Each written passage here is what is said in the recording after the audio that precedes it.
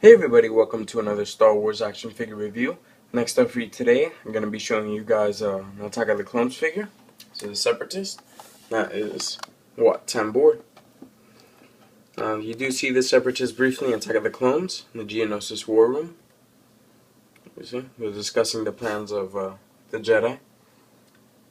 Alright, taking a quick look at the packaging. You do have the generic Star Wars logo on the lightsaber, as well as Attack of the Clones running up the side. And you do have a picture of Wat Tambor. It says Geonosis War Room. On the back you do have various other figures from this line, which I believe is 2003, not too sure. And you do have a couple pictures of the figure, and a brief profile which I'll be putting in the description box, and a picture up top of Wat Tambor. So yeah, now I start talking about the figure briefly. Now this figure, as almost all Attack of the Clones figures from this time period, are statue figures. If you look at my Dexter Jutster review, this figure has some of the same qualities. Poor articulation, but immense detail. I mean, the detail and scope work they put into this figure is phenomenal.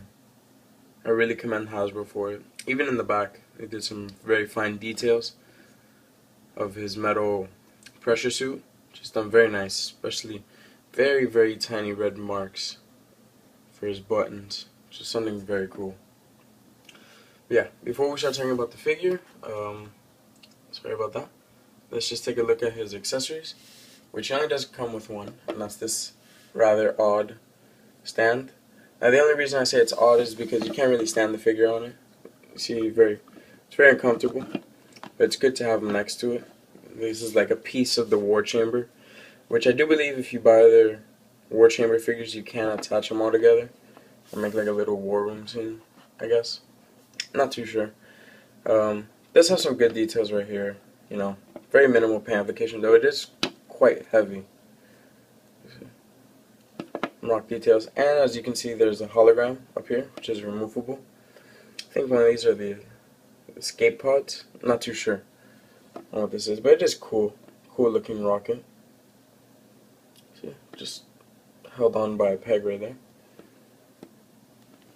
So that's cool. That's his only accessory. Now moving back to the figure, like I said, this is a statue figure. He has great details in his face, the molding, especially for his pressure suit and his goggles, which he does have a rather Gumby looking head. It's a species, you see, like a very gloppy and slimy figure, which is cool. He does have detail in his armor.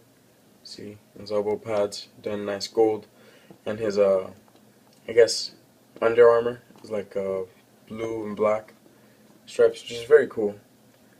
Good paint applications. Now, one of the funny things to take note of is that he does have feet, as you can see. They're not articulated, but he does have them. The funny part is that this species actually doesn't have feet, so it's quite funny that it does have it. Yeah, just something to take note of. Articulation, which we'll go over quick. He does have a swivel head, which is rather limited. See here, it's squeaking. You see? He has swivel shoulders, swivel forearms, and a swivel waist. So extremely limited articulation. This hand is sculpted, excuse me, rather odd, but that's for that scene in the movie where you see him messing with his gadgets and his pressure suit so he could talk. So it is pretty cool. You get him in that position. You pretty much have him stuck in this position.